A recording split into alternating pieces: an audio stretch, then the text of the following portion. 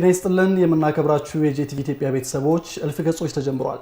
ዛሬ በእልፍ ገጾች እንግዳ መሰናዷችን እንግዳ አድርገን ያቀረብንላችሁ ተወዳጁን ደራሲና ሀያሲ አለማየሁ ገላጋይ ነው። አለማየሁ ገላጋይ ከሰሞኑ ታለ በእውነት ስም የሚል ድንቅ መጽሐፍ ለአንባቢያን እንካችሁ ብሏል።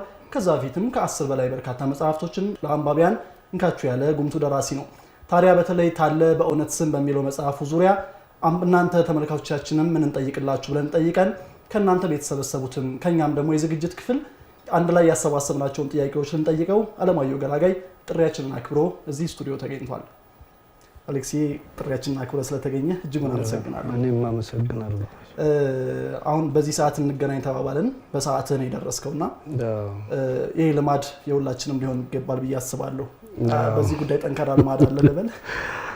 አንድ ጊዜ ምን ሆነ መሰለ፣ ስብሐት እንደሱ ተጠብቆ አንድ ሰዓት አርፍዶ መጣ እና መድረክ መሪው ገና ከበር እንደመጣ ተቀበለ ሊያሳጣው።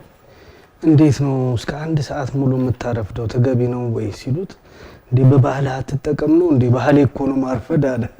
እውነትም የኢትዮጵያውያን ባህል ሳይሆን አይቀርም። ቀድመ መምጣት ለነገሩ የበለጠ ትኩረት እንደሰጠህ በድግስም ነው እኮ በድግስም አንዳንዴ በነጋታው የሚመጣ ሰው ሁሉ አለ በደንብ ክብሩን ሲያስጠብቅ። አንዳንዱ ደግሞ ማታ ይመጣል ምሳ ሰዓት ጠርቶ እና አንዳንዴ አሁን 4 ኪሎ ከደገስክ ከ7 ሰዓት ተኩል እስከ ወይ ከ6 ተኩል እስከ 7 ተኩል አትልም። ደግሰሃል። ስለዚህ ማታም ይመጣል በነጋታውም የሚመጣ አለ። ክብሩን ደግሞ የበለጠ የሚያስጠብቀው በሶስተኛውም ቀን ይመጣል። እና እንደውም ቢቻል ወደፊት ይችኑ ባህሌን የጠበቅ እያረኩ መሄድ ይሻል ይሆን እያልኩ አስፈላጊ ነው። ሌላው ምንድነው አሌክስ፣ አለማየሁ ገላጋይ እንግዲህ አሁን በቅርብ ደግሞ ለአንባቢያን እንካችሁ ያልከን ታለ በእውነት ስም የሚል ድንቅ መጽሐፍ አለ። እዚህ መጽሐፍ ላይ ካየናቸው ጉዳዮች መካከል እነሱንም ተመልካቾቻችንም አሌክስን እባክህ ጠይቅልን ካሉኝ ጉዳዮች መካከል ነው እያነሳው የምጠይቀህ። ይሄ ታለ በእውነት ስም ከዚህ በፊት በፍቅር ስም እዚህ ውስጥ ያሉ ገጸ ባህሪያቶች በፍቅር ስም በሚል መጽሐፍ ወጥተው ነበርና ይሄኛው ደግሞ ታለ በእውነት ስም ነው የሚለው። ለምንድን ነው ክፍል 2 ያልተባለው? ይኸውልህ አሁን እንግዲህ ይሄ መጽሐፍ እንደ አዙሪት ነው፣ መነሻም መድረሻም የለውም ብዬ አስባለሁ። ማለት አሁን በፍቅር ስም ተጀመረበት እንጂ ከዛ ላይ ጀመርም ትችላለህ። ወደ ኋላ በመልሰት የሚመስል ነገር መልሰ ከዚህ በኋላ ልታነበው ትችላለህ። ስለዚህ ቀለበት የያዘ ወይም ደግሞ እያንዳንዱ ቀለበት የተያያዘ ሰንሰለት የሚመስል ነገር ነው ያለው። ሰንሰለት ከደፈንከው እኮ መነሻው የቱ ጋር እንደሆነ አታውቅም። ስለዚህ ከታለም መጀመር ይችላል፣ በፍቅር ስምም መጀመር ይችላል፣ በእምነት ስምም ደግሞ የሚቀጥለው ሶስተኛው ነው። ከዛ ጀምረህ ወደዚህ ልትመጣ ትችላለህ። ስለዚህ መቀንበብ አይደለም፣ ያኛውን ሳታነቡ ወደዚህ አትምጡ የሚል ግዴታ የለበትም ስቶሪው ውስጥ። ከዚህ ጀምረህ እዚህ ላይ እየገባህ ዝም ብለህ የምታነበዋለህ። ከዛ ወደ በፍቅር ስም ስትሄድ ደግሞ እየገባህ የምታነበው ነገር አለ። ስለዚህ ሰውን ላለመጋረድ ከዚህ አትለፍላል ማለት ክፍል 2 ምናምን ማለት አልፈለኩም። መጨረሻ ላይ ግን ሶስቱ አንድ ላይ እንዲታተም፣ ምናልባት አንደኛው ይሄ ሊሆን ይችላል፣ ሁለተኛው ምንም ለውጥ አያመጣም፣ ሶስቱን ብቻ አንድ ላይ አሳትሙ የማቅረብ እቅዱ ይኖራል። ይሄ ደግሞ በጣም አሪፍ ነው የሚሆነው ለአንባቢያኑ። ትሪሎጂ እኛ ሀገር አልተለመደም እኮ እንጂ ሳርተር ፈረንሳዊ ደራሲ ነው፣ ፈላስፋም ጭምር ነው።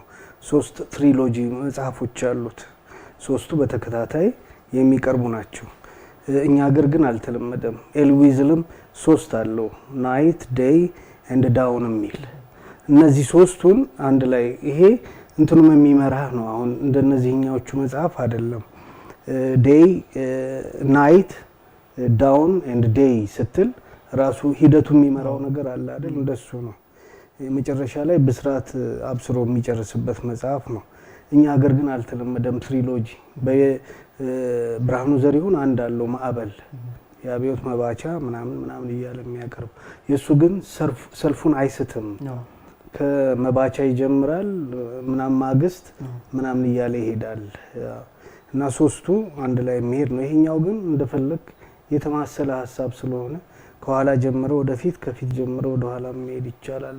ያለ ገደብ አንባቢያን እንዲያነቡ ያስችላል። መልካም ነው። ሌላው አሌክስ፣ እዚህ መጽሐፍ ላይ ታለ በእውነት ስም ላይ አለማየሁ ገላጋይ ቀድሞ ነው የመጣው። ከዛ በኋላ አርዕስቱ አለ። ስለዚህ ሰዎች ከአርዕስቱ አለማየሁ ገላጋይ ነው የጻፈው ብለው እንዲያነቡ ነው ወይንስ ምን ተፈልጎ ነው እንዲህ የተጻፈውስ? አዎ ይኸውልህ አሁን ጉራ ይመስላል ነውም ደግሞ ጉራም ነው። ከመጽሐፉ ይልቅ የሚታወቀው ደራሲ ሲሆንብህ ነው ከላይ።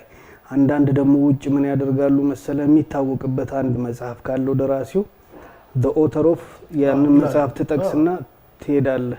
ከዛ ነው አንዳንዴ የዚህኛው መጽሐፍ በትንሹ ርዕሱ ይጻፍና በትልቁ የሚጻፈው የሚታወቀው መጽሐፉ ነው። ሶ አፕሮች ለማድረግ ነው። ዞሮ ዞሮ የገበያ ጉዳይ ሳይሆን የመነበብ ፍላጎትም ስለሚኖር ነው። አለማየሁ ገላጋይን የሚፈልግ ሰው የማይፈልግም ሰው ቀድሞ እንዲያውቀው። ትክክል።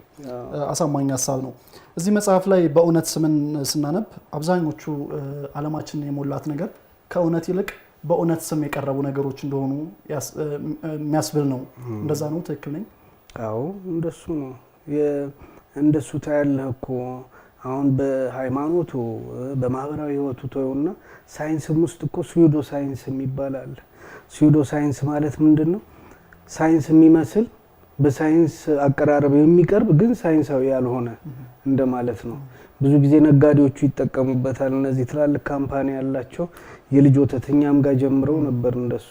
ይሄን ያህል ካልሲየም ከሌሎቹ በዚህ ምናምን ይልሃል። ወይም ደግሞ ቡና እንድጠጣ ፑሽ ያደርጋል።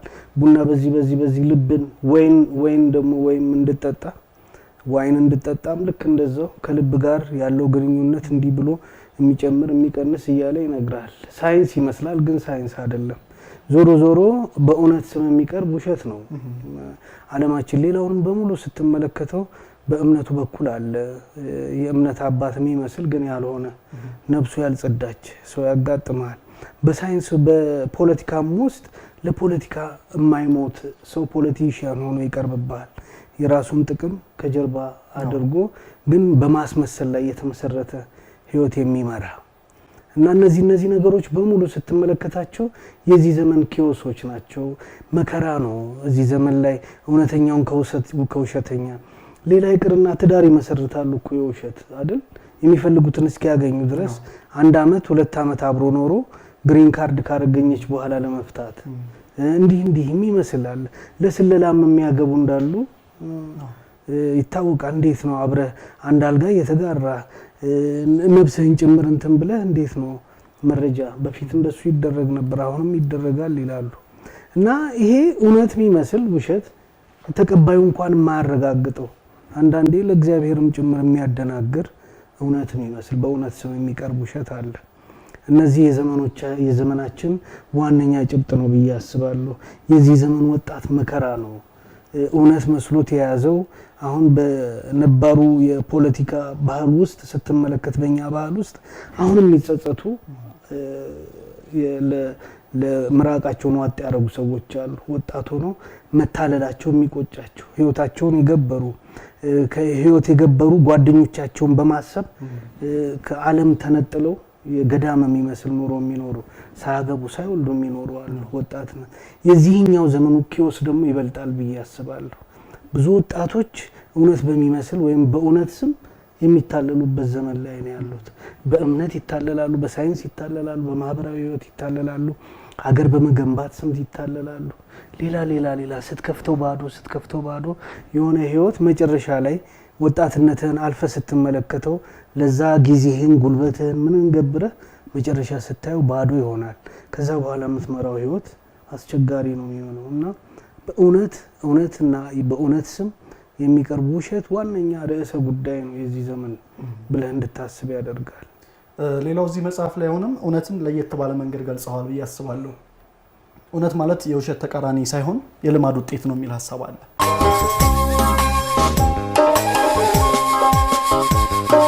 እውነት ነው። በእኛ ሀገር ውስጥ እንኳን እስቲ ሰሜን፣ ምዕራብ፣ ምስራቅ፣ ደቡብ እያልክ ለያይና ያለውን የባህል ወይም የልምድ ውጤት ተመልከት። ለሰሜኑ የሚያስደነግጥ ባህል ደቡብ ውስጥ አለ፣ ለምዕራቡ የሚያስደነግጥ ደግሞ ምስራቅ ውስጥ አለ። ሁሉም እንደውም አንድ ሀገር ውስጥ መኖር ሁሉ ምናልባት እሱን ይሆናል እንደ ውበት የምንቆጥረው እንጂ አስቸጋሪ ነው። ስለዚህ እውነት የት ናት? በመጽሐፎችም ውስጥ ስትመለከት አሁን ቴኪንግ ሳይድስ የሚል መጽሐፍ አነበብኩ። እውነት ከሆነ የምትፈልገው ለምሳሌ የሞት ፍርድ መቅረት አለበት ወይስ የለበትም ብለው የሚጠይቁ አሉ። የስ መቅረት አለበት ብሎ የሚነሳ የፕሮፌሰር የአንድ ወይ የየል ዩኒቨርሲቲ ፕሮፌሰር የስ ብሎ ይሰጣል መቅረት አለበት ብሎ ኖ ብሎ ደግሞ መቅረት የለበትም ብሎ ፕሬሚስስ የሚያስቀምጣል። የሁለቱንም አናሊሲስ ስታይ ሁለቱም ትክክል ናቸው። ይሄንንም ትቀበላለህ፣ ይሄንንም እውነት ካለ እንዴት አንዱ ፌል አያደርግም አይደል? የስም ብሎ ትክክል ኖም ብሎ ትክክል። የኛ ህይወት ልክ እንደዚህ ነው የሆነው። ህይወትን ኖ ብሎ የተቀበለውም ትክክል ሆኗል፣ የስ ብሎ የተቀበለውም ትክክል ሆኗል። ስለዚህ የእውነት ጉዳይ ምናልባት ከልምድ ጋር የተገናኘ ነው። በሐመር ውስጥ ስታድግ ከፍ ብለህ በትግራይ አካባቢ ስታድግ ወደ ምስራቅ ሄደ ሐረሪ ውስጥ ስታድግ ወደ ምዕራብ ሄደ ጋምቤላ ውስጥ ስታድግ የተለያየ እውነት ነው እኮ የሚኖር አይደል? ያ እውነት ግን ማህበረሰብህን ጠብቆ ከሌላ ጫና ለመከላከልና መንሰራፋትህንም እያስጠበቀ የሚሄድ የሶሻል ኢንጂነር ሲያዘጋጁት ነው እውነት ማለት እንጂ ዓለም አቀፍ እውነት የሚባል ይሄ ጎልደን ሩል የሚባለው ነገር ለምዕራባውያንም ነው። ምናልባት እነ ሶቅራጥስ ሲያነሱት ለነሱ ማህበረሰብ በማሰብ ሊሆን ይችላል። እነ ሙሴ ሲያስቡት አትግደል ትክክል ነው፣ ግን አንዳንዴ አትግደል ተብላ አትተውም። በአገር የመጣውን አትገለውም ወይ አይደል? በድንበር የመጣውን አትገለው፣ እሱ ስትገል ትክክል ይሆናል። ማህበረሰብህ ውስጥ ስትገል ደግሞ ወንጀል ይሆናል። ምክንያቱም ማህበረሰቡን እየጎዳው ነው። አንድ ሊያመርት የሚችል አንድ ደግሞ አገሩ ሲመጣ ሊዋጋ የሚችል እየገደልክበት ነው። ከሶሳይቲ ውስጥ ስትገል ልክ አይደለም። ከሌላ ሶሳይቲ ውስጥ ስትገል ቀርቶ ስትሰልብም ትክክል ነው። ሶሻል ኢንጂነርስ የሚሰጡ ልምድ ነው እውነት ማለት እንጂ አክቹዋል በቃ ትክክለኛ የሆነ እውነት የሚባል የለም። መጽሐፍ ቅዱስንም እኮ ስታይ ከእስራኤሎች አንግል ነው እውነትን የሚነግርህ። ከነአን ምድርን ውረሱ ተሰጥቷቸዋል፣ እዛ ያገኛቸዋቸውን አጥፏቸው፣ እንዲህ እያለ እኮ ይመራል። ወንድ ያወቀችውን ሴት አጥፋት፣ ወንድ ንጹህ የሆነችውን ከብት እንኳን ንጹህ የሆነውን ለራስህ አድርግ እያለ ነው የሚያዙ። ከዛኛው ማህበረሰብ ሆነ ስትመለከተው የእስራኤል እግዚአብሔር ለነሱ እግዚአብሔር ነው ብለህ እንድትጠይቅ ያደርጋል እኮ። ስለዚህ እውነት እዚህ ዓለም ላይ ሁልጊዜም ከልምድ ጋር ቀጥተኛ ግንኙነት አለው፣ ከመስማማት ጋር ቀጥታ ግንኙነት አለው እንጂ እውነት ይሄ ነው ብለህ የምትደመድምበት የለም። መልካም ነው። ታለ በእውነት ስም ላይ የፍልስፍና ጥግ እናይበታለን። በተለይ በአላዛር ይሁን በጠና ጋሻውም ላይ ይሁን ፍልስፍና በጣም ከፍ ብሎ የሚታይበት ጉዳይ አለና በተመልካቾቻችን ከመጡልን ጥያቄዎች አንዱ ይሄ ነበር። አሌክስ ፈላስፋ ነው ሆይ? ስለ ፍልስፍና ያለህ ምልከታስ ምንድን ነው? ፍልስፍና ማለት እውነትን መፈለግ ነው እኮ ሌላ አይደለም።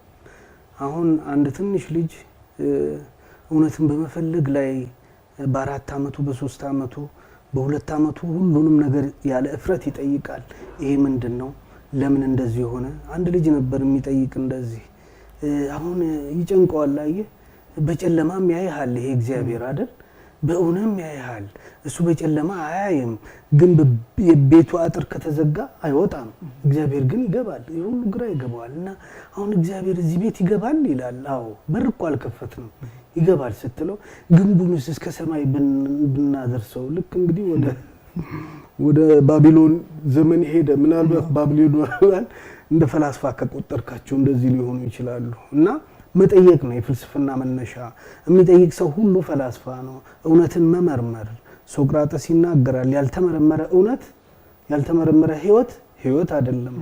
መመርመር አለብህ። አበባ ለምን ቀይ ሆነች እዚህ ጋር ለምን ሮዝ ሆነ ብለህ መጠየቅ አለብህ። ከአካባቢ ላይ ሰው በዚህ መንገድ ይመጣል፣ በዚህ መንገድ ይሄዳል። ከልደት በፊት ያለውን አያውቅም፣ ከሞት በኋላ ያለውን አያውቅም። እንዴት በሁለት በማይታወቅ ነገር ውስጥ ያለች ህይወት እንደዚህ ብልጭታ ናት አይደል? በሁለት ጨለማ መሃል ያለች ብልጭታ ናት እያልክ ትጠይቃለህ። የኛ ባህል ግን ይሄንን አያበረታታም።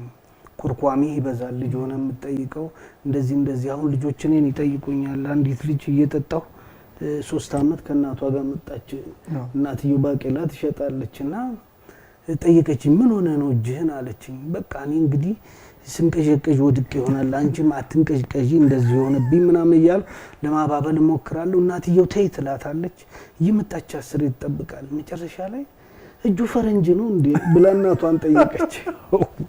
እጅ ፈረንጅ ይሆናል አንዳንዴ መጠየቅ ማለት ፈላስፋ ሌላ አይደለም እኮ በዚህ በህፃናት ልቦና ያልገባህን ነገሮች በሙሉ መጠየቅ የገባህ የመሰለህንም ነገር በሙሉ መጠየቅ ካለ ፈላስፋነት አለ ህይወትን ትጠይቃለህ እግዚአብሔርንን ትጠይቃለህ በእውነት አለ ሆይ ብለህ ትጠይቃለህ መኖሩን ካረጋገጥክ በኋላ ደግሞ እንደ ያዕቆብ ካልባረከኝ አለቀህም ሁሉ ትለዋለህ እኮ መባረክ ስራው ነው አይደል እንዴት ሳይባርከኝ ይለቀኛል በዚህ ትተናነቃለህ ስለዚህ ህይወት የመጠየቅ ሂደት ነው የማይቋረጥ ጥያቄ ነው ሁሉንም ነገር መጠየቅ መልስ ባይኖረው እንኳን መጠየቅ መልስ የሚመስሉ ነገሮችን በማቅረብ ነው የፍልስፍናው ታሪክ ከዛ እስከዚህ ድረስ ይመጣው ስለዚህ እኔም ከጠየቀኝ ፈላስፋ ነው ሆይ በአበሾቹ የፈላስፋ ትርጓሜ አይሆን እንጂ ፈላስፋ ነኝ ህፃናት በሙሉ አሁን ልጆች እንዲጠይቁ ፈልጋሉ ያቺ ትንሿንም ልጅ ግን ማስረዳት የሚከብድ ነገር አለ የሚጠይቁ ፍጥጥ ያለ እውነት ይሆንና ከዛ እውነት ለነሱ እድሜ የማይመጠን ይሆንብህና ስትጨነቅ ትገኛለህ እንጂ መጠየቅ የሁሉም ሰው ዕጣ ፈንታ ነው የሰው ልጅ ለመጠየቅ ነው የተፈጠረው እንደሆነ ህይወት ውስጥ ሲገባ ጀምሮ መጠየቅ ባይሆን ኖሮ እኮ ጥያቄ ህፃናቶች ውስጥ አይኖርም ነበር ስለዚህ መጠየቅ መጨረሻ ላይ እየጠየቅክ መሞት መልካም ነው ሌላው የታለ በእውነት ስም ላይ ስለ ጊዜና ስለ ቦታ ያወሳበት አንድ ክፍል አለና ነገሮች በጊዜና በቦታ ይወሰናሉ አንዳንዴ ጊዜ ሲጠር ይባላል ጊዜ ነው የሚያነሳው የጊዜ ጀግና ነው የሰው የለውም የጊዜ እንጂ ይባላል እዚህ መጽሐፍ ላይ ደግሞ ከጊዜ ይልቅ ቦታ ነው ጀግና የሚል ሐሳብ አለ ስለ ጊዜና ስለ ቦታ ስለዚህ ሐሳብ ምን ትላለህ ያው ጊዜና ቦታ እግዚአብሔር ከጊዜና ከቦታ ስለተነጠለ ነው እኮ እግዚአብሔር የሆነው ጊዜ አይወስነው ቦታ አይወስነው የሰው ልጅ ህልሙ ደግሞ ወደ እግዚአብሔር መንጠራራት ነው እኮ ሁሉም ልብ ውስጥ ባቢሎናዊነት አለ እኮ ግንብ የሚባለው ዝም ብለህ የድንጋይ ይመስላል የሲሚንቶ የምናምን ይመስላል እንጂ ሐሳብ ያነባበርን ወደ ላይ እየሄድን ነው እኮ አይደል እንጠይቃለን እግዚአብሔርም እንደዚህ ከመሰሉ ጥያቄዎች እንድንገደብ የፈለገ አይመስልም ምክንያቱም ኮኮብን ያያሉ ኮኮብን ይገዛሉ ይላል ኮኮብ ገዢ እኮ እሱ ነው አይደል መጨረሻ ላይ ምናልባት ስታር ዋርስ እያሉ የሚሰሩት ፊልም ጋር እንደርስ ይሆናል ኮኮብን የመግዛት ሌሎች የተመቹ ፕላኔቶችን መፈለግ አንድ የጀርመን ደራሲ ኤሪክ ቮን ደኒከን እንደሱ ይላል ከተለያዩ ፕላኔቶች የመጣነን ለዚህ ነው ከሞትና ከልደት በፊት ያሉትን ነገሮች ማወቅ ያቃተን ለምሳሌ የጥቁሮች ፕላኔት ነበር ያቺ የጥቁሮች ፕላኔት ወደ መጥፋቱ ሲደርስ ማለት ነው ወደሚዋ ደርሶ በስፔስ ሻትል አምጥተው ተስማሚ ለሰው ልጅ የሆነ አምጥተው እዚህ ያስቀመጡ የቢጫዎች ፕላኔት ነበረች እነሱም አምጥተው እዚህ ያስቀመጡ ፕላኔቶቹ በአንድ ዘመን ላይ የሚያልቁ ጋላክሲ ላይ ያሉት የሚያልቁ ስለሆኑ በብርሃን ፍጥነት እየበረሩ አምጥተው እዚህ ያስቀመጡ ግን የነበሩ ጥበቦችን ሳያሳዩን ሳያስተምሩን ዝም ብለው ነው የለቀቁን ስለዚህ ከዋሻ ኑሮ ውስጥ ጀመርን ከዛ ወደ አደን ተሸጋገርን ከዛ አዝርዕትን ማልመድ ጀመርን እርሻ ማለት ነው ከብት ማልመድ ጀመርን እንስሳዎችን ማልመድ እንደዚህ እያልን እዚህኛው ዘመን ላይ ደረስን ፍለጋችን ከዛኛው ፕላኔት ጋር የነበረው ዕውቀት ስለተቋረጠ ነው ከዜሮ የጀመርነው እንጂ ዛኛው ፕላኔት ላይ ምናልባት የኛ በሚሊዮን አይደል እዛ በቢሊዮን የሚቆጠር እድሜ ካበተ ዕውቀት ነበር አንዳንዴ የመጡ ኢንጀክት ያረጉናል ፈሳሽ ዕውቀት ይላል አሪፍ ነው ብዙዎቹ እየተኙ ሲነቁ ነው ዕውቀት የሚያገኙት ለዛ ነው እሱ መጠራጠሪያውም የሚያስብበትን መንገድ አሪፍ ነው እና እነዚህ ነገሮች ስትመለከት ነው አየ የእውነት የፕላኔት የቺ ምንድነው ጊዜና ቦታን መገንጠል ነው ያልቻለው እኮ ማነው አንስታይን ጊዜንና ቦታን ለመገንጠል ይሞክራል በስፒድ ሃይ በሆነ ቁጥር ከመሬት ጋር ወይም ደግሞ ከፕሌስ ጋር የተያያዘውን ነገር እየገነጠልከው ትሄዳለህ ኢት ሚንስ እድሜህን መቁጠር ያቆማል ብሎ ያስባል በዛ ፍጥነት ውስጥ እንትን የምትል ከሆነ ስለዚህ የታይም እና የጊዜና የፕሌስ ዋነኛ ጉዳይ ነው የሰው ልጅ የእግዚአብሔርን መንበር የማግኘትና ያለማግኘትን ጥያቄ አድርገው ያቀርቡታል በሳይንስ ይገኛል ላይገኝም በጸሎት ይገኛል ላይገኝም ሌላ ጉዳይ ሆኖ ማለት ነው በሜዲቴሽን ይገኛል ላይገኝም ሌላ ጉዳይ ነው መልካም። እዚህ መጽሐፍ ላይ ታለ በእውነት ስም የሚለው መጽሐፍ ላይ ከፌሚኒስቶችም ጥያቄ መጥቷል። እዚህ መጽሐፍ ላይ ያሉ ገጸ ባህሪያት ካራክተሮቹ አብዛኞቹ ሴቶችን ለምን ተሸናፊ ያደረጋቸው የሚል ጥያቄ መጥቷል። ዋናው ካራክተር ባህሪ ነው። ተሸናፊ መሆን እኮ አይደለም። ዋናው ካራክተር ሲያስበው ያሸነፈ ይመስለዋል። የመጨረሻውን የሴቶች ጡጫ ሲያገኝ ግን ይመለሳል። አዎ ዝም ሲሉ ልባቸውን ምናምን ሲሉ መንፈሳቸውን አላነብም ይላል እኮ። በፊት አነባለሁ የነሱን ጥምዝማዛ መንገድ ተመላልሽበታለሁ ይላል። የተመላለስ ከመሰለህ ወንድም ብቻ የሚያጠቃ ደደብ የደደቦች በሽታ ይዞሃል ማለት ነው ይላል መጨረሻ ላይ እኮ።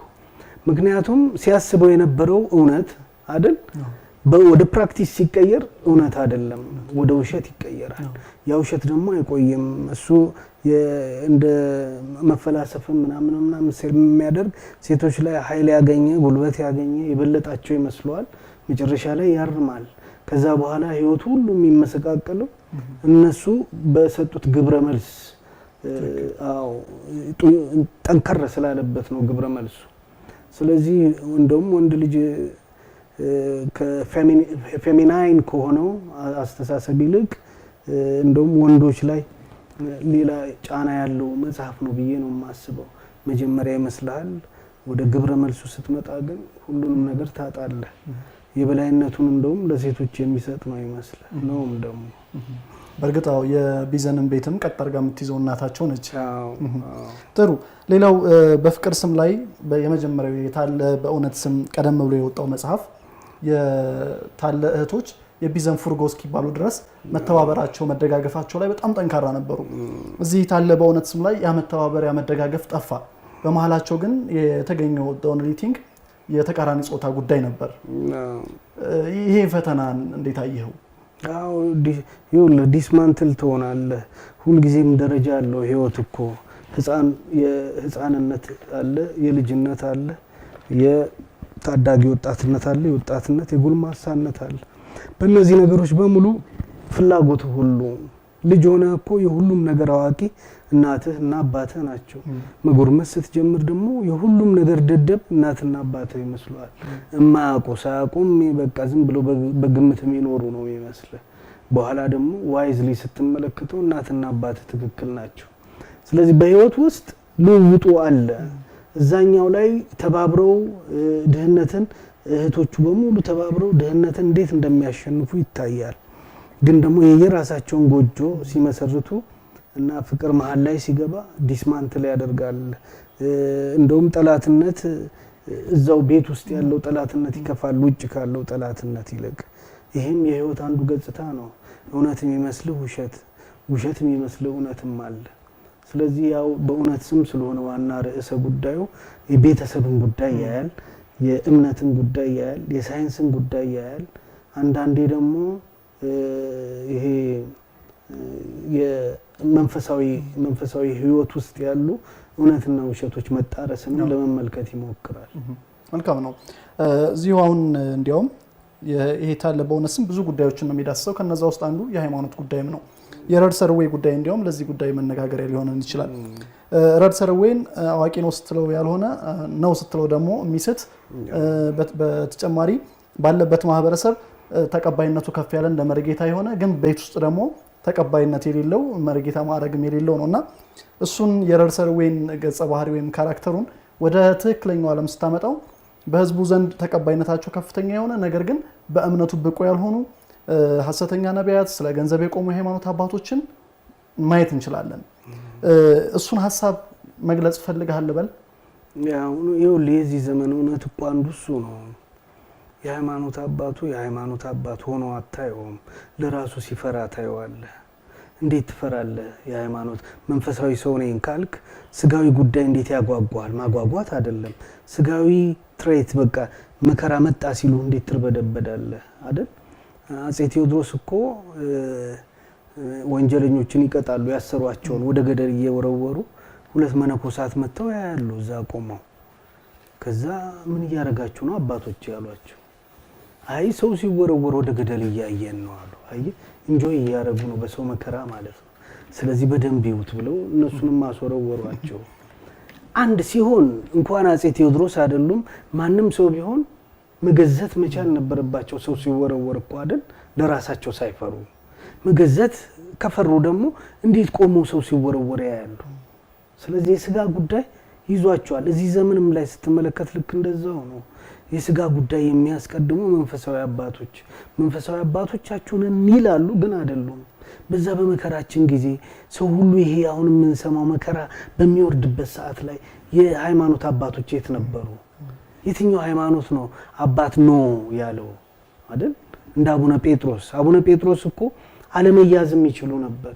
በመያዝ ግን ስጋን ማሸነፍ በመንፈስ ማሸነፍ ስለፈለጉ ነው ከጥቁር አንበሳ ወታደሮች ጋር እየተዋጉ ነው እኮ የመጡት እስከ ፍቼ ድረስ። ከዛ ፍቼ ጋር ምን መለስ አሏቸው። እነዛ አብሮ የነበሩት እኮ ተመልሰዋል። ነዋት በቃ ገዘቱ። እያያዘኝ ጣሊያን የያዘኝና በመንፈስ ታገደዋለሁ እናንተ ተመለሱ አሉ። አየ ይሄ ነው የሃይማኖት አባት ማለት። ስማቸውም እስከዚህ ድረስ የተተከለው ሐውልታቸውም የቆመው ለዛ ነው። ስጋዊ ተግዳሮትን በመንፈሳዊ ጉልበት መታገል ማለት ነው።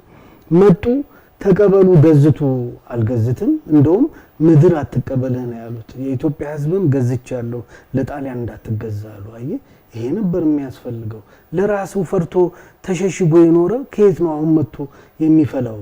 ከየት መጥቶ ነው ጳጳስ ነኝ የሃይማኖት አባት ነኝ ነብይ ነኝ የሚለው የት ነበር? ከ2 ዓመት ከ3 ዓመት በፊት እንዴት አንድ እንኳን የሚገዝት ይጠፋል? እንዴት አንድ የሚጋፈጥ ይጠፋል? ወጣቶቹ ሲጋፈጡ ወጣቶቹ እስር ቤት ሲገቡ እንዴት ተሰልፈው እንደ የደቡብ አፍሪካ ተቃዋሚዎች ቀጥ ብለው እንዴት ወደ እስር ቤት አልገቡም? ሲፈልግ እነሱ ግን ድሎት ነው ጥይት የማይበሰው መኪና መንዳት በቃ እንደውም ከኛ ብሰዋል እኮ እኛ ፈልገን ያላገኘናቸው ነገሮች ነው እነሱ በህይወታቸው ውስጥ እንደ ዋነኛ አድርገው ሲይዙት የምታየው። ስለዚህ አጠራጣሪ ነው። ረድ ሰርዌ ግን እነሱን ብቻ አይደለም የሚወክለው መንፈሳዊ ህይወቱንም ይወክላል። ተመልክተህ እንደሆነ ሰዎች በመንፈስ እንዳይጎዱ ሲጠብቃቸው እሱ የሚያጠናው ባዮሎጂ ነው። ግን የቆሎ ተማሪ ባህሪ ስላለው ይሄ ስጋዊ ትምህርቱንም የሚያጠናው በመንፈሳዊ ትምህርት ነው። ድምጹን ከፍ አድርጎ ባዮሎጂ እና እናቶች መተው ጸሎት ነው የመሰላቸው ተከናንበዋል። አትከናነቡ ሂዱ ጸሎት አይደለም ቢል ዋናውንም ጸሎት ላይ ይቀበሉት ነው። መንፈሳዊ ብለሲንግ እኮ አግኝተዋል አይደል? ከዛ አቡነ ዘበሰማያት ይደገምና ይበትናቸዋል። እንዳስቀደሱ ነው እነሱ የሚያስቡት። ምን ይጠቅማቸዋል ነው ቢላቸው መሰናከል ነው። መንፈሳዊ በሆነ ጉዳይ ውስጥ ጥርጣሬ መጨመር ነው። ስለዚህ በቃ አቡነ ዘበሰማያት ይልላቸዋል ባዮሎጂው ሲያልቅ እና ይሄ መንፈሳዊ ህይወትንም የመጠበቅ ሌላም አባትየውም እኮ ጥላ ከፍተኛ ነው። እሱ ፓትሪያርኪያል የሆነውን አገዛዝ ነው የሚያሳየው። አባዊ የሆነውን ስርዓት በአባቱ በኩል በክርን ይደቁሱታል እኮ መንፈሳዊ ህይወቱ ይልቅ ወደ ስጋው ስለሚያደላና ዘመናዊ ትምህርት ለመማር ስለሚቆርጥ ነው። ግን እሳቸውንም መጨረሻ ላይ ሲጋፈጥና እንትን ሲል ነው የምታየው። እና እነዚህ ነገሮች የዘመናችን እውነቶች ናቸው። በየትኛውም ደራሲ ደግሞ በየትኛውም ሀያሲ ማህበራዊ ሂስ በሚሰራም ሰው ሲተች አትመለከትም። ተደፋፍኖ ቁጭ ነው። አሁን መጥቶ ቢባርከኝ እኔ አልሰማውም። ያኔ የት ነበር ብለህ መጠየቅ አለብህ እኮ ትክክለኛ መንፈሳዊ። ግን እነሱን ደግሞ አትመልከት ብሏል ኢየሱስም ያውቃል እኮ አይደል? እነሱን አትመልከት ከዛ ይልቅ የሚሉህን ብትሰማ ይሻላል የሚያደርጉትን ከምታይ ብሏል። ምክንያቱም ሁሌም በሰው ልጅ ውስጥ መሰናከል ስላለ ነው። ይሰናከላል። ግቡ ሌላ ሆኖ በትናንሽ ግቡ ውስጥ ሲጠፋ ትመለከተዋለህ። እና መንፈሳዊውም በስጋዊ ሲሸነፍ ታየዋለህ። መልካም ነው። ሌላው አሌክስ እንግዲህ በላንተ በቀጥታ ከተላኩለት ጥያቄዎች አንዱ ደግሞ ቆዳ ላይ ስላለው ጉዳይ ነው። ይሄን በተለይ የላኩልኝ ወጣቶች ወይም ደግሞ ይሄን ጥያቄ እንድትመልስላቸው የፈለጉ ሰዎች በእርግጥም እነሱም የዚህ ጉዳይ ተጠቂ ስለሆኑ ነውና የተቀበልክበትን ነገር እንድትነግረን እንፈልጋለን ብለዋል እነሱ። ሌላ እኮ አይደለም። አሁን እኔን የጋበዝከኝ ካንገት በላይ ነው እንጂ ካንገት በታች አይደለም እኮ። ብችል ቤት አካላቴን አስቀምጬ የሚያስበውን ጭንቅላቴን ብቻ ይዤ በመጣ ሰው ማለት ከአንገት በላይ ነው እንጂ ከአንገት በታች አይደለም። ከአንገት በላይውን የሚያግዝ ነው ሌላው አካል። እጅ እግር ለመሮጥ ነው። እውነት ነው። መንግስቱ ኃይለማርያም ለጥላውን ገሰሰ ደወሉለት አሉ እግሩን ተቆርጦ። ከዛ ይሁሉት እንደዚህ ሆንኩ ማናቸው ፕሬዝዳንት ጓድ ፕሬዝዳንት እንዲሆንኩሎት ብሎ ሲያለቅስ ተው ከእንግዲህ ለሀገር ሰርታል አትሮጥላት አሉ። ሰው መሆን የሚከናወነው ከጭንቅላት በላይ ነው። መፍጠርም የሚያቅትህ እሱን ነው። አሁን ሌሎች ነገሮች በሙሉ እየተለወጡ ነው። ይሄ ደግሞ የአብኖርማል የሆነ እንትን ነገር ነው። የሜላኒያ ሶሉሽን የሚባል አለ አሉ። ቀለም የሚሰጥ ቆዳ ስር አለ አንድ ሴል። እሱ መጎዳት ሲጀምር ነው ቀለም መስጠት ያቆማል። ስለዚህ እየነጣ ይሄዳል። ፀጉርህም ላይ ነጭ ይሆናል። ኖርማሊ ግን ከአንገት በላይ ማሰብ ከቻልክ ማሰብህን አይጉዳብህ፣ መንቀሳቀስህን አይጉዳብህ እንጂ ሌላው ሁሉ እዳው ገብስ ነው። በፊት ወጣት ሆነ አይመስልህም። ቁመና፣ መልክህ፣ አሳሳቅህ እነዚህ ነገሮች ሁሉ ለህይወትህ ዋስትና ያላቸው ይመስልሃል። ከተወሰነ እድሜ በኋላ ግን እነዚህ ሁሉ ዋስትና እንደሌላቸው ይገባል። የሚነጠቁ ናቸው። ፈገግታህ ይነጠቃል፣ ውበትህ ይነጠቃል። አንዳንዴ የወጣትነትና የሽምግልናን ፎቶ አስቀምጠ ስታይ ወዴት በነነ ወዴት ምንድነው ቁጭ ብሎ ሲያበላሽው የኖረው ያንን ሽማግሌው ዲፎርም ሁሉ አይኑ ይዛባል። ይሄ እንዲህ ሆነ ጥርስ ይወልቅና አገጭና አፍንጫ ይቀራረባል። እንዲህ የሚበላሽ ማአት ነገር አለ። የማይበላሽው ግን ጭንቅላት የምታስበው ነው፣ ሚሞሪ ነው። ስለዚህ እዛ ላይ ዲፔንድ የምታረግ ከሆነ ወይም ደግሞ በውበት ኢትዮጵያን አስጠራለሁ ሚስከሌ ሚስተር ከሌ ይባላል ኢትዮጵያ ካላልክ በስተቀር ያን ያህል ሲግኒፊካንስ አለው ብለህ አታስብም። የለውም። እኔን አሌክስ የሚሉኝ ጓደኞቼን የሚያደንቁም ስራዎቼን ከዚህ ጋር የተያያዘ ጉዳይ የለውም። ከእጅህ ጋር ከእግርህ ጋር ከሌላ ከአካልህ ከቁመናህ ጋር የተያያዘ አይደለም። በይበልጥ በስነ ጽሁፍ ውስጥ ብዙ የተጎዱ ሰዎች አሉ በአካል እንደውም በአንድ በኩል ሲያጎልብህ ነው በሌላ በኩል የሚሞላብህ። እነ ዶስቶየቭስኪን ስትመለከት የሚጥል በሽታ ስብሃትም ጋር የሚጥል በሽታ ነበር። ሌሎቹም እንትና ደግሞ ገጣሚ አለ ማን ነው ስሙን እንግሊዛዊም የእንትንም አለ ሶመርሴት ሞም የሚባል እሱ ደግሞ የእግር ልምሻ ነበረበት። ገብረ ክርስቶስ ተመሳሳይ ነገር ነበር። የሆነ ነገር ሲጎል ያንን ለማካካስ ወደ ማሰቡ ላይ ትኩረት እንድታደርግ ያደርግ ይሆናል። ሜቢ በሌሎች ጉዳዮች ላይ ጉድለት የሚታይ ከሆነ የጭንቅላትን የአይኪውን ጉዳይ መመርመር ያስፈልጋል። ወደዛ መጠጋት ያስፈልጋል። የተሻለ እንደውም ከሌላው ትኩረት ለምሳሌ አይነ ስውራንን ስትመለከት በጆሮአቸው በጭንቅላታቸው የሚጠቀሙበት ከአይን የሚያስንቅ ነው። እንደውም ያሬድ ራሱ ማነው ዳዊት ንጉስ ዳዊት ራሱ ልበ ብርሃን ይላቸዋል። አይነ ስውራን ልበ ብርሃን ናቸው ይላል። እውነት ነው። ልበ ብርሃንነት ቢሰጥ ይሻላል እኮ አይደል? የምታየው ነገር ከሚሰጥ ወንድ ሰው ማለት እሱ ነው። ሰው ማለት ሌላ አይደለም፣ የማሰብ ጉልበቱ ነው። እቺም ዓለም ሪሼፕ የተደረገችው በማሰብ ነው እንጂ በሌሎቹ ጉዳዮች አይደለም። ስለዚህ እነዚህን ወደ ንባቡ ስታተኩር፣ ወደ መጽሐፉ ስታተኩር፣ ጭንቅላትህን የበለጠ መጠቀም ስትጀምር ሌሎች ነገሮች ትርፍ ይሆኑብሃል። ትርፍ መጀመሪያ ገና ስትቀራረብ ሊያስደነግጥ ይችላል። ለመጠንቀቅ ሲሞክሩ ታያለህ እንዳያስከፉ ምናምን። ከዛ በኋላ ግን ይረሱታል። ብዙ አይቆይም ሜሞሪ። የውበትም ጉዳይ ከቆንጆ ጋር የምትኖር ከሆነ እኮ የምትደነቀው 2 ኬስ 3 4 ስታያት ነው። ከዛ በኋላ ውበቷን ሰው እንዲነግር ላይ ገባ ይችላል።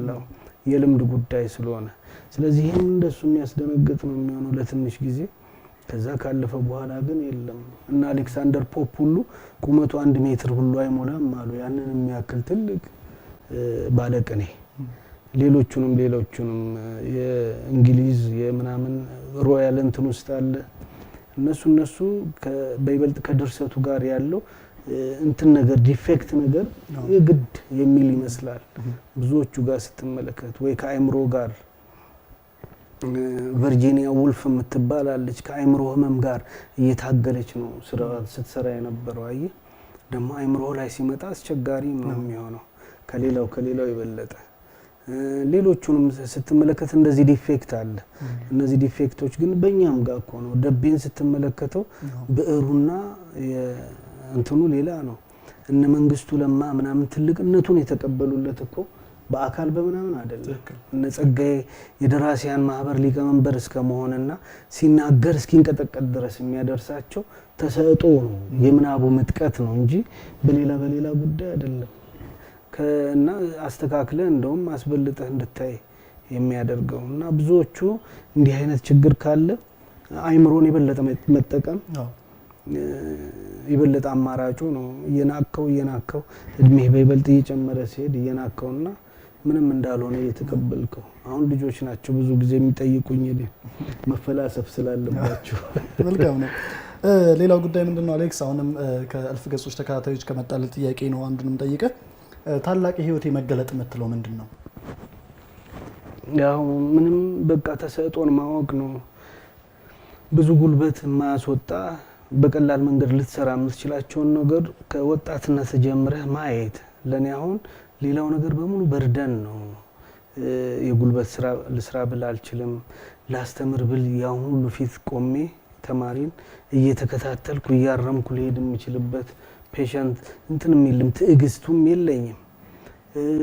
የጉልበት ስራ ላይ የለውም ባሬላ ተሸከም ቢሉኝ አንዴ ሞክሬ ነበር አልቻልኩም።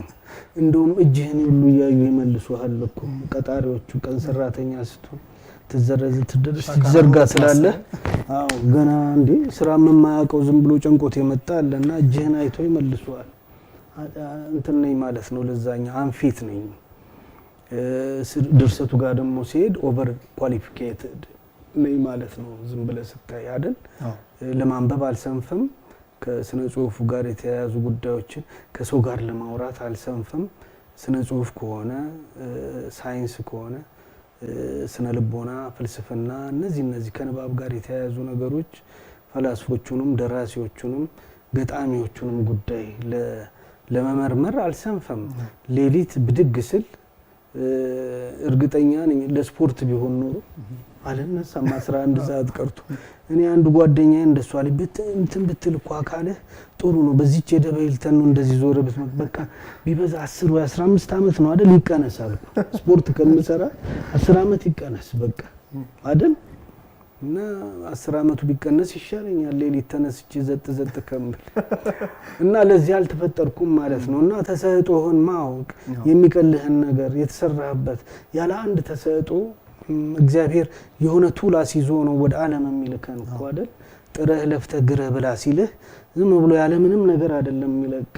ልጁ ነህ እኮ ከእናት ከአባት የሚበልጥ የፈጠረህ የሚያቀን አይደል? ስለዚህ ምድር ላይ እዛች ጠፍ የሆነች ምድር ላይ ሲለቅህ ሰርተህ የምትኖርበትን አሳምነህ ጉልበትህ እንደውም ቴክኒካሊም የተሻለክ የምትሆንበትን ከሁሉም ጋር ሲነጻጸር የምትሆንበትን ነገር ሰጥቶ ነው። ግን እኛ አናውቀውም። የያዝነው መክሊት ምን እንደሆነ አናውቅም። አንዳንዴ እንቀብረዋለን።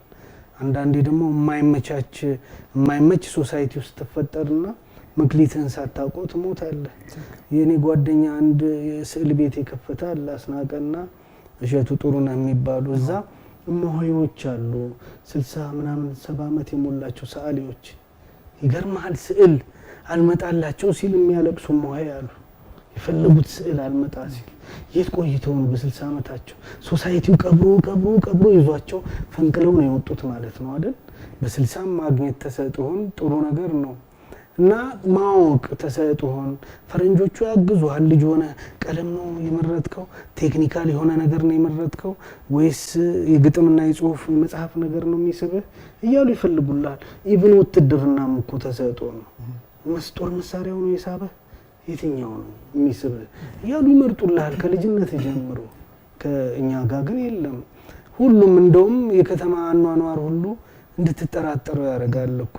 ገጠር ስትወለድ ወይ ገበሬ ትሆናለህ ወይ የመኳንንት ዘር ሆነ ለማስተዳደር ትታጫለህ ወይ ወታደር ሆነ በውትድርናው በኩል እያሰለጠነ ቤተሰብ ራሱ እያስራበህ እያስጠማህ ብዙ መንገድ በእግርህ ይሄድ ካርድ ሽፑ እንድትለምደው ያደርጋል። የከተማው ነው አስቸጋሪ።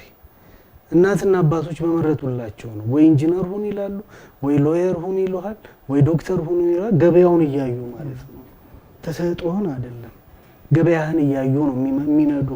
ሎየር ብትሆን ሰዓሊ ልሆን ሲል ሎየር ሰዓሊ አታዩም እንደዚህ ሲያክ ይብልና ምሳሌ ደግሞ አይጠፋም አንድ የሚያክ ሰዓሊ ወይም ደግሞ እኔንም መተው ደራሲ ሲል ያሳዩት ይሆናል። ይዩት የት እንደሚኖር ይዩት ደግሞ ይላሉ። አሁን ማስተማሪያ ይሆናል ጊዜ ደራሲ ኮንክ እንደዚህ ሰውዬ ነው የምትሆነው ይላሉ። እያስፈራሩ ኑሮህን በቃ ይሄ ስጋ ኑሮ የምታሻሽልበትን ነው ፑሽ የሚያደርጉት። ስለዚህ ልጁ የሚመራው ልጅህን የሰለሞን የሚለው እኮ ልጅህን በመንገዱ ምራው ነው እንጂ በመንገድህ ምራው አይደለም። በመንገዱ ምራው ከዛ ፈቅ አይልም ነው። መንገዱ ማለት እኮ ሌላ አይደለም። ተሰጥኦን አፈላልገው ነው እንጂ አንተ የፈለከውን እሱ ላይ ጫን አይደለም። ልጆና አንተ ያጣውን ዳኝነት ላዩ ላይ ጭና ዳኛ ታረጋዋለህ በግድ። ሐኪም የበለጠ ሶሻል አክሰፕታንስ ስለሚኖረው ሐኪም ለማድረግ ትሞክራለህ። ሰዓሊ ልሁን፣ ገጣሚ ልሁን፣ ደራሲ ልሁን፣ ሙዚቀኛ ልሁን ካለ ግን ፑሽ ታረጋዋለህ። እንደውም ዲስማንትል ከቤተሰብ ሁሉ አውትካስት ታባርረዋለህ። እንደ መጥፎ ዘር እየቆጠርከው ማለት ነው። እና እንደዚህ ነው እኔ ቆይቼ ወጣት ከሆንኩ በኋላ ነው የስነ ጽሁፍ ተሰጥኦም ፍላጎትም እንዳለኝ ያወቅኩ የመጣሁት። ከዛ በፊት ግን ልጅ ሆነ ዝም ብለህ ለካ ለስነ ጽሁፉ የሚሆን ነገር እያጠራቀምኩ ነው። ሁሉንም ሰው አትኩሬ ማየት ፈልጋለሁ። ለቅሶ ቤት ከሆነ አዋቂዎች ሲያወሩ ተደብቄም ቢሆን ለቅሶ መድረሻ ባይኖርም ከድንኳን ጀርባ ሆነ ታዳምጣለህ። ፊልም በደንብ እከታተላለሁ ከልጅነቴ ጀምሮ። ቲያትር ያለው በቃ እንዲህ እነዚህ ነገሮች ለአርት እያቀረቡ ይሄዳሉ። ስትሞክረው ቀሎ ታገኘዋለህ። ስነ ጽሁፍ ለኔ የሚቀለኝን ያህል ተሰጥኦ ላልሆነው ሰው አይቀልም። በጉልበት መጨረሻ በ10ም በ8ም አመት ለፍቶ ያመጣው ይሆናል እንጂ ለኔ የሚቀለኝን ያህል አይቀልም። ስለዚህ የሚቀለኝን የብራልኝን እግዚአብሔር ሰጠኝ ብዬ ማስበውን መክሊት ይዘህ ነው ወደ ዓለም ላይ የምትቀላቀለው። ሁሉም አሁን 100 ሚሊዮን አይደለም 7 ቢሊዮኑም ህዝብ አንደኛ የሚሆንበትን ተሰጥቶት ነው ወደዚህ ዓለም የሚመጣው። ሁሉም 7 ቢሊዮን አንደኛ አለ። ምክንያቱም ያሸነፈ ነው። እግዚአብሔር ወደዚህ ምድር ሲለቅ ያለ ተሰጥኦ አይለቅህም። ተሰጥኦን ፈልገህ ማግኘት፣ ማስፋት፣ ግራና ቀኙን በደንብ ማየት፣ ልጆችም ካሉ ልጆችን ለመምራት የምትችልበትን እድል የሚመርጡትን ማወቅ እስኪያውቁ ድረስ ማገዝ፣ የትኛው ነው ጥሩ፣ የትኛው ላይ የተሻለ ይሆናል፣ የትኛው ላይ የተሻለ ትዕግስት አለው እያልክ ማየት ነው እንጂ በመንገዱ ለመምራት መሞከር ነው እንጂ በመንገድህ መምላት ነው መምራት ነው እዚህ ያደረሰን።